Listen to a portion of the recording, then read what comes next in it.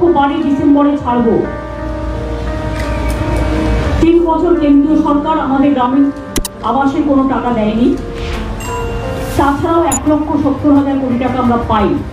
11 লক্ষ বাড়ির মধ্যে আমি ইতিমধ্যে 65,000 বাড়ি মাইনরিটি ডিপার্টমেন্ট থেকে ডেস্টিটিউট উইমেনদের করে দিচ্ছি।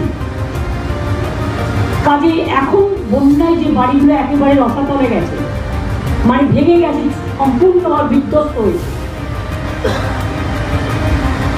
সেখানে আমার যে 11 লক্ষ লিস্ট আছে সেই লিস্টের মধ্যে বাড়িগুলো আছে কিনা দেখে নিতে বলেছি।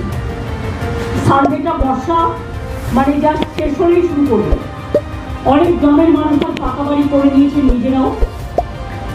গভর্নমেন্ট থেকেও আমরা 50 লাখ করে দিয়েছি এবং এবার 11 লাখ হাতে নিয়েছি। তাতে 60,000 আমার যদি বাঁচে, মাইনরিটি ডিপার্টমেন্টের টাকা, সেটাও গভর্নমেন্টের টাকা, প্লাস আরও 1-1.5 লক্ষ বাড়ি যাদের বন্যায় ভেঙে গেছে, তাদেরটা আমি ইনক্লুড করবো। যেখান থেকেই হোক না কেন টাকা জোগাড় করবো, করে আমরা এটা করবো।